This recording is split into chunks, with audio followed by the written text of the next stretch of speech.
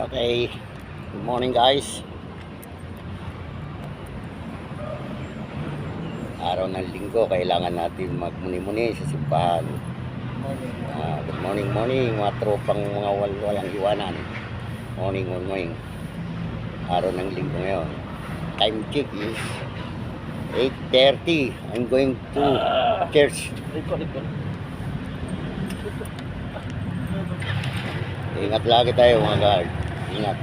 Ito. Punta na kami ng simbahan.